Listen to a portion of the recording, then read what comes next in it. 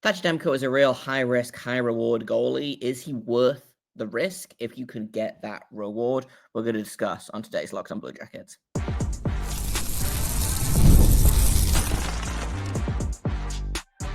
You're Locked On Blue Jackets, your daily podcast on the Columbus Blue Jackets, part of the Locked On Podcast Network, your team every day. Hello and welcome to Locked On Blue Jackets, part of the Locked On Podcast Network, your team every day. I am, as always, your host, Jay Foster, here to give you the good, the bad, and the ugly about your favorite team and mine, the Columbus Blue Jackets. Before we get things started, I want to thank everyone for making this your first listen of the day every single day. Locked On Blue Jackets is free and available on all podcast platforms and over on YouTube. So, today, we've got another free agent, not free agent, but someone who could potentially be available to the Blue Jackets. It sounds like he's available basically to anyone if they're willing to pay the right price. I don't understand Vancouver. Like, it was going so well, and then it just super wasn't. And it looks like their kind of core of Pedersen, Hughes, Besser, Demko is just all going to be gone, potentially. Like, I have no idea what's happening. I don't know what they're doing. I don't know what's going on. Like, something is wrong in Vancouver. But it does mean that someone like Thatcher Demko is available. And that's who we're going to talk about today. And I kind of floated this on Twitter yesterday and got a couple of different responses. Someone was like, yeah, it'll be high risk, but maybe worth it. And someone else basically was like, no, the man has one leg, not worth it. And I don't disagree with either of these takes necessarily, but I do think that Thatcher Demko is a really interesting option. There are a couple of caveats to this. One obviously is that I think you have to ship Elvis out if you get Demko in. And I think you have to be willing to know that it's a risk, right? You have to have a plan in place for if Demko is not available. And whether that's, signing Tarasov as your third goal and trying to sneak him through waivers, like I discussed a couple of weeks ago, whether that is signing a veteran to basically just kind of hang out in Cleveland unless you need him for something. I don't know off the top of my head who that veteran would be. But there are ways you can kind of mitigate the risk of Demko, right? So let's talk about Demko as a player, kind of look at what he's done, not just this year, but in previous years, because he was one of the best goalies in the league a couple of years ago. He might have won the Vezina, if I'm not misremembering, which, extremely, extremely likely that I am. He was a Vezina, he was a finalist in the 23-24 season. He did not win, but he had an extremely, extremely good season. And honestly, since coming into the league, has had a lot of really good seasons. Unfortunately, as we'll talk about in a little bit here, health is an issue. It's not necessarily an injury thing, or I guess it is an injury thing, but Demko comes with risk, It's very easy to say that he was bad this year because the Canucks were bad, but I also think that Demko wasn't as good as he could have been. So I want to talk about kind of Demko with the Canucks. I want to talk about what a trade could look like. I want to talk about what this could look like for the Blue Jackets, best case scenario, worst case scenario, etc. All of that going forward. So let's start off talking about Thatcher Demko, who has basically he's played for the Canucks for his entire NHL career. Made his debut in 2017-18. Has played 242 games for them and has a career .910 save percentage and 126 wins in those 242 games, which is extremely good.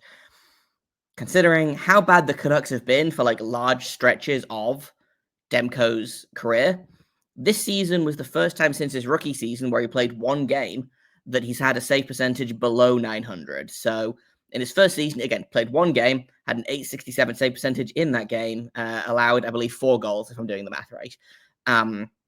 His first kind of real full season came a couple of years later. He played 27 games, had a 905 save percentage. From there, 915, 915, had a 901 a couple of years ago, 918 in his Vezina finalist year. And then last season, obviously, was not very good. But like, was not very good because A, the team was bad, and B, I think, he was obviously not healthy. So he got hurt, I believe, in the playoffs a couple of years ago. So was it like, yeah, he got hurt in like, it was just before the game 7 against, I want to say Dallas, potentially. He got hurt. No one really had much of anything to say. There was a lot of like, well, no one wanted to say what the injury was. There was a lot of question marks. Like, he didn't get surgery. And then it kind of came out and they were like, no, it's something that he's just going to have to live with and surgery can't fix. But if it's handled right, then he can keep playing, which I'm fascinated by what that is. And I wonder if it's some kind of like hypermobility issue. I can't imagine he'd be allowed to keep playing if that was the issue. Like, was it one of the Winnipeg Jets young players he just got diagnosed with Ehlers-Danlos syndrome, and he's basically said, yeah, no, I can't keep playing because all of the ligaments in my joints don't work. And so I wondered if it was something like that potentially, but who knows? Therein lies the risk, right? Was this a down year for Demko because A, he was partially injured and the team was bad, or is this just kind of the new normal for him after his injury? And like, there's really no way to know. Like, next season, he could have a massive bounce back year. He could be one of the best goalies in the league again. Like, because when he's good, he's really, really good. And like, Demko was someone that I was like, man, I would have taken him. I feel like there was some like not necessarily contract drama or something a few years back where he was like maybe available and maybe not available. And I was like, Blue Jackets should actually absolutely jump on this. They didn't, obviously. But like, he is when he is healthy and when he is on is a tremendously talented goalie, like one of the better goalies in the league. And again, was getting chatter that he was going to be, an Olympian. When if the time rolled around, obviously he kind of got overtaken by Jake Ottinger, who's again a very good American goalie, Connor Hellebuck, who's maybe probably the best goalie in the league right now, potentially the best goalie in the world, right? But still an extremely capable American-born goalie. And unfortunately has kind of run his course in Vancouver, whether that's his choice, whether that's the ownership's like the management's choice, whether that's like a combination of both, of like they want to try and get a fresh start. It sounds like they might be trying to kind of think about tearing it down. Again, I don't really know what's going on in Vancouver, but it really seems like they're entering that phase where they're going to try and sell off everything with a pulse, which feels insane because they only just like Quinn Hughes was a 7th overall pick, not even 10 years ago, right? Like 8 years ago, maybe, if that. It really feels like they shouldn't be in this state that they're in right now. Something went horribly wrong. Anyway, so the crux of the matter is Thatcher Demko is on his way out of town. Is he worth the risk? Like, because here's the thing. Thatcher Demko, if healthy, is absolutely an upgrade on Elvis. However, Elvis has had durability issues. Let's say he's not the toughest goalie in the world. I don't know. Again, I don't think that that's entirely his fault. I just don't think he suffers a lot with fatigue. I think, he's had a really rough few years, just like in his personal life, and that, goaltending is so mental that really affects it, right? But if you can swap Elvis out for someone who has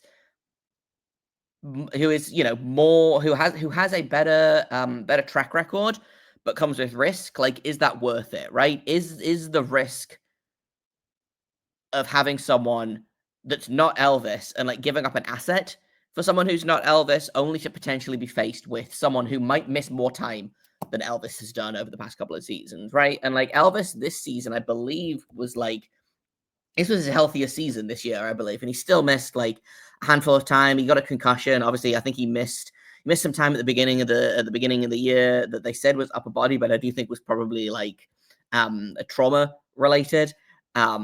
But he played, he played 59 games in 21-22, and he played 53 this year. So second highest of his career. Thatcher Demko this year, I believe, only played about 30-something games. He played 23 games for the Canucks. Like, they really, really leaned on Kevin Lankinen this year. And rightly so. He was very good for them. It seems like he's the guy going forward. I was just looking at what their goaltending situation was like. And Kevin Lankinen is making $4.5 million until 2030, which is wild for a guy that I believe they signed on like a 1-year Shobi contract just because they desperately needed a backup goalie. Anyway, Thatcher Demko is making $5 million this year, this upcoming season, and then is a UFA from there. If you can get out from under Elvis's contract, that frees up a year because Elvis is getting paid for the next 2 years. And if all goes well, Demko is a better goalie than Elvis. But that's a big risk, right? Especially, as we're going to discuss in a second, you're going to give up assets for Demko. You're not just going to get him for free, right? So let's talk about what that looks like. Because I did float a trade on Twitter for Demko. So we'll break that down in just a second here on Locked On Blue Jackets. First, I'm going to tell you about wonderful pistachios. You're looking for a snack that's both delicious and nutritious? Crack into a good source of protein with wonderful pistachios.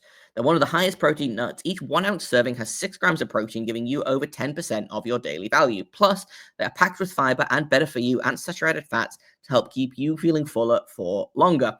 I love the no shells variety. It's the perfect grab and go snack. I can just rip open the packet and pour it in my mouth like a gremlin. But if you're a fidgeter, if you love like sitting there and cracking open every shell while you're working for something to do, the in-shell options are a classic favorite as well. Get snackin and get crackin with the snack that packs a protein punch. Visit wonderfulpistachios.com to learn more.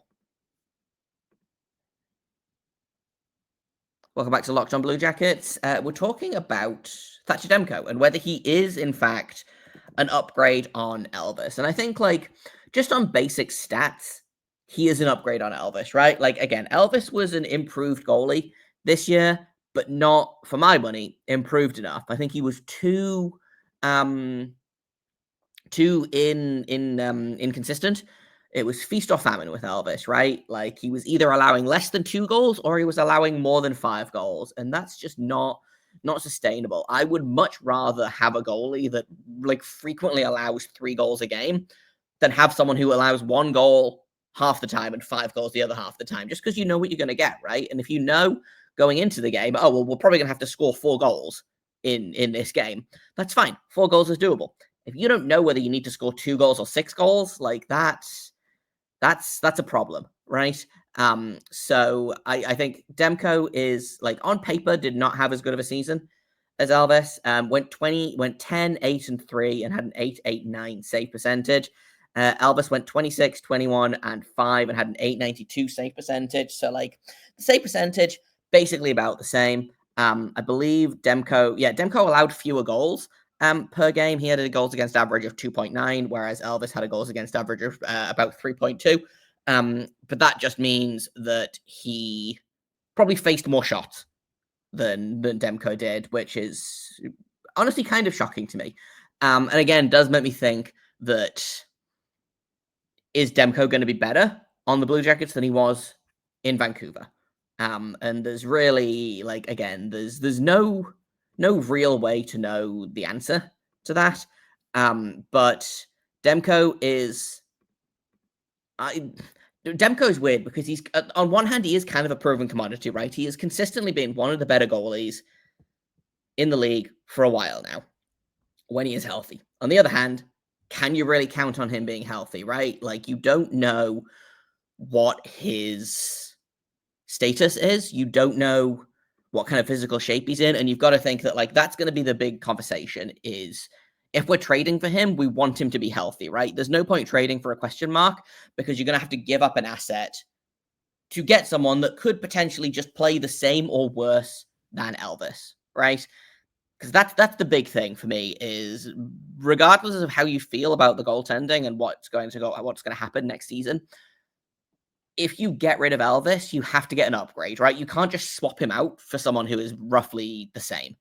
I've seen a lot of people being like, well, what if you swap him for Tristan Jarry and then both guys get new starts, or John Gibson out of Anaheim. Now, I do think John Gibson is probably a better goalie than Elvis, but it's a case of, does he want to be in Columbus? It sounds like he might be going to Edmonton, so that kind of puts that on, that kind of knocks that on the head. Demko is available. It sounds like he could be had for a young top 6 forward with term, or what was it? I believe a controllable young forward that can play in the top 6 for Vancouver. And you know what that sounds like to me? That sounds like Igor Chinakov's music, right? Now, Igor Chinikov might not be enough to get it done by itself. But if you can throw in, like, if you do Igor Chinikov and like a 2nd round pick to get Thatcher Demko, you'd have to like ship Elvis off somewhere else, which therein, lies the problem.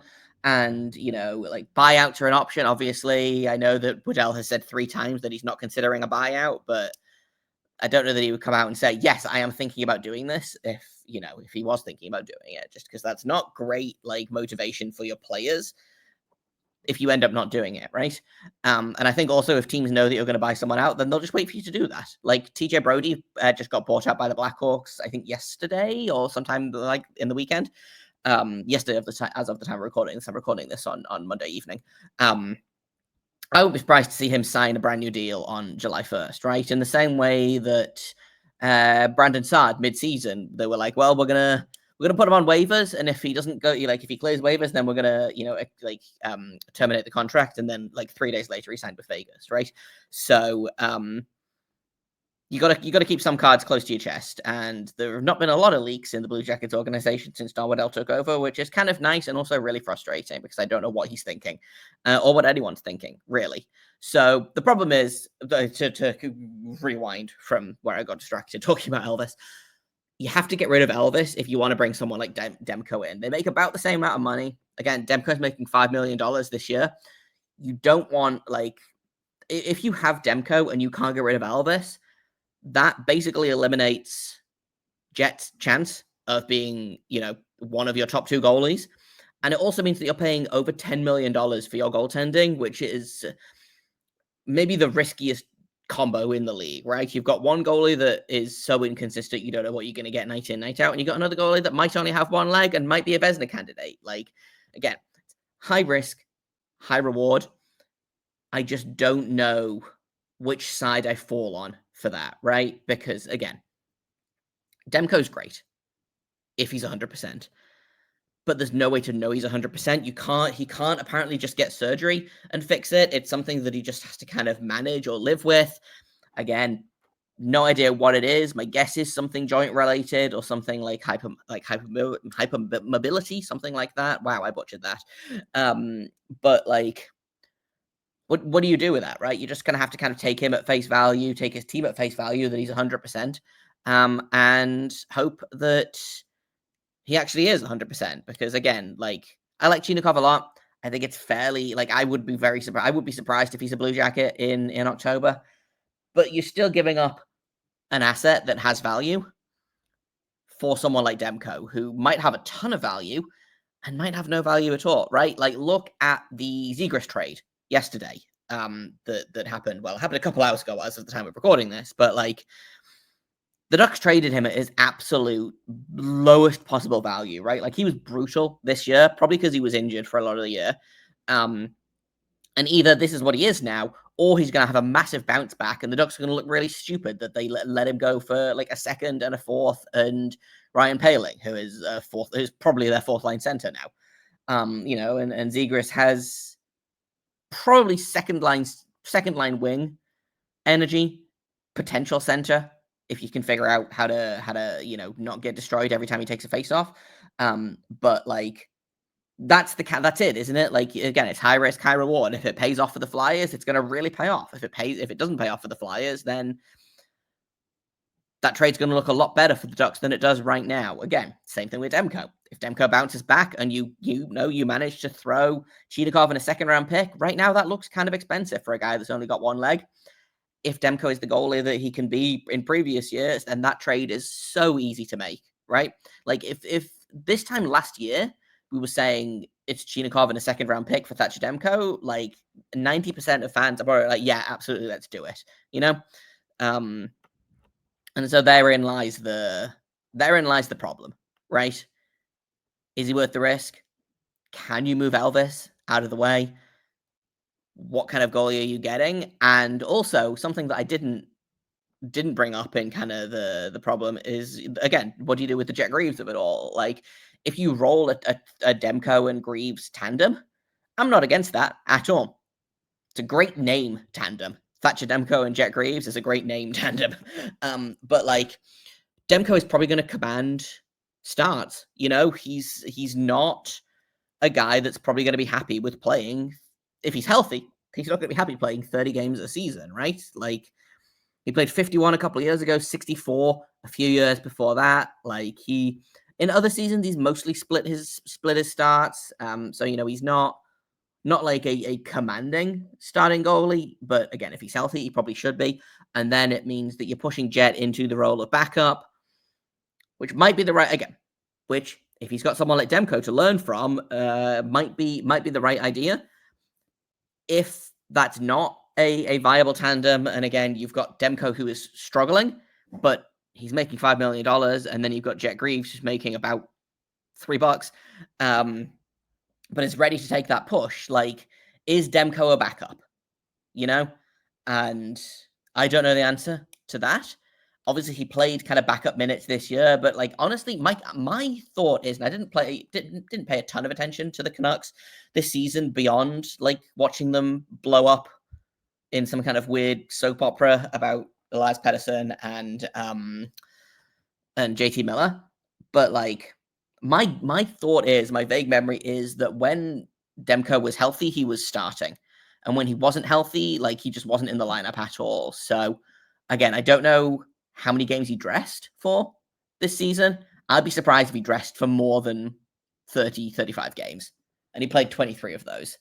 My guess is that if he wasn't in the if he wasn't in goal, he was out of the lineup entirely. So yes, he played backup minutes, but that was just because he missed like 50 games due to injury, as opposed to was just backup because Kevin Lankinen was playing better, is my understanding of it. Again, I could be wrong. It's happened before. I've been wrong before, and I'll be wrong again, you know? Everyone take a drink or stamp your Locked On Blue Jackets bingo card. To wrap it all up here, I sometimes, I talked about this last week, sometimes I do these episodes and I have like an idea coming in of what my opinion is, right?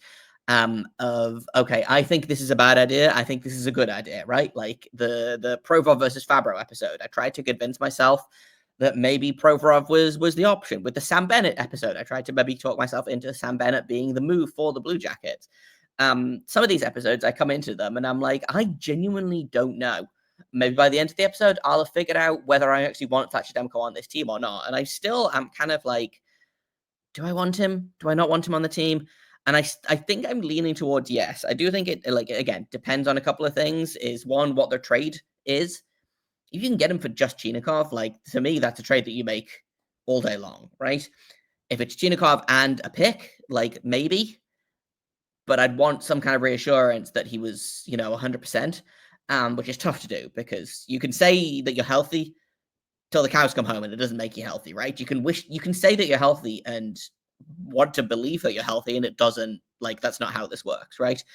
I also think that if Elvis is here, that's not a trade that I'm willing to make because I don't want to risk getting stuck with Demko and Elvis as your tandem. I don't think that's what propels the Blue Jackets into the playoffs. Because here's the thing, the Blue Jackets need a goalie that's going to get them into the playoffs, right? Demko has playoff experience, not a ton of it, but he has playoff experience. I'm just going to pull up what his playoff experience is real quick. Again, not a ton. He only played one game for the Canucks in the 23-24 season, and then he played 4 games for the Canucks in the 2019-2020 season. But in that series, he was excellent. He started 3 games, won 2 of them, lost 1, and by the looks of things, allowed like 2 goals total in those 4 games, he had a 985 save percentage. So, like, and even the one game he played, he had a 917 save percentage. So, like, very, very small sample size, but he does have some playoff experience. Not as much as I thought and not as much as I hoped, but there's something there, right? It's more than Jet Greaves' 0 games of NHL playoff experience, right? If he can be that guy, and here's the other thing about Thatcher Demko as well, is that it's a 1-year contract, right? It's not like you're bringing in a risk that you're then potentially going to be stuck with for 2 or 3 years. You know, like, again, I don't know off the top of my head what Tristan Jarry's contract looks like, but I believe it's a year longer than Elvis's. I believe he's still under contract for another 3 seasons. Tristan Jarry is under contract for another 3 seasons. He's making about the same as Elvis. John Gibson, I think, is under contract for another 2. So again, it's Jarry is probably less of a risk than Demko, but the reward is not as high, right? If you do a Jarry Elvis swap, you're basically getting the same goalie back and hoping that he can figure it out on a different team, right? Gibson is making 6.4 for the next 2 years. So again, if you do a Gibson Elvis swap, then you're paying $1 million more, near enough, and hoping that he can figure it out again on a different team. Is Gibson going to be happy being a very expensive backup to Jet Greaves? Sounds like no. Sounds like he wants to be the starter wherever he goes. And it sounds like that's not going to be in Anaheim. They've got Lucas Dostal, who's a very good young starting goalie. Sounds like he might get that in Edmonton, but like, I don't know that he'll get it in Columbus, right?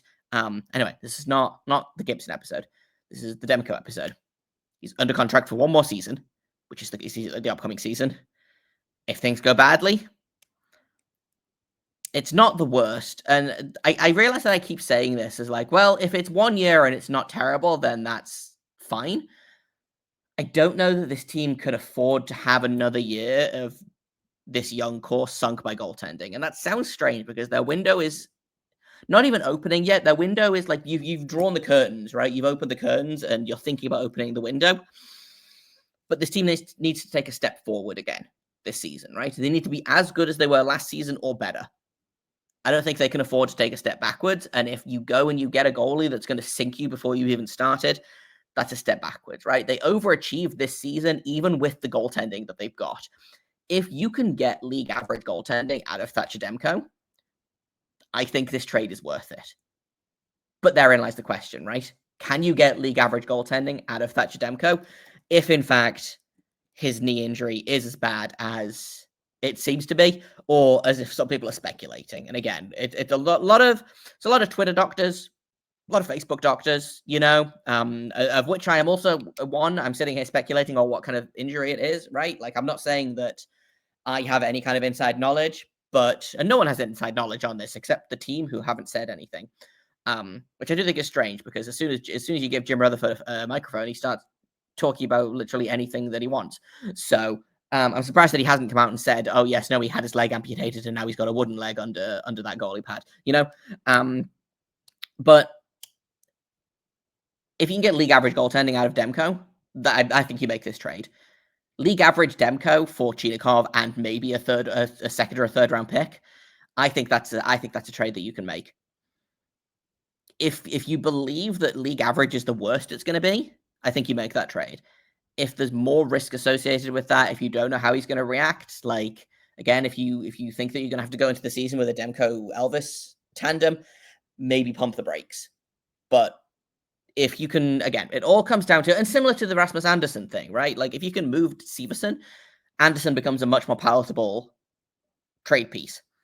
If you move Elvis, Demko looks like a much more palatable trade piece. So if you can move contracts out, you get to move contract in. That's how this works, right? So I think I'm cautiously on board for Demko. I still think that Jake Allen is my choice to be the second goalie this season. Again, I don't believe he's re-signed in New Jersey as of, again, knowing my luck, he'll probably sign a contract extension within about 20 minutes of me recording this. But like, Jake Allen is still my number one choice. He's on the older side. You might have to pay, you know, a year longer than you want, or $1 million more than you want. But I think that there's something there, right? And especially if you think that Jet Greaves is ready to go, bring in a guy like Jake Allen to be the backup, who's a very good backup for New Jersey this year, right? So that's in his favor. But if you miss out on Jake Allen, and there's not really any of the other UFA goalies that kind of spark joy for me, I think Thatcher Demko might be a guy that's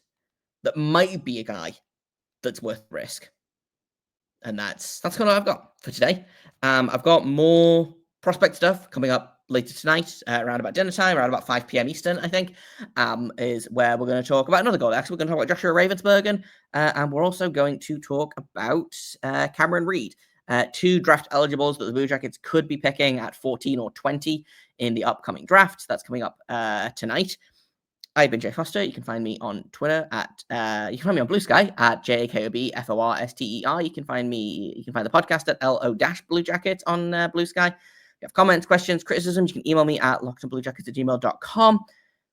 Thank you for listening, for making it your first listen of the day. And until tomorrow, make sure you stay locked on.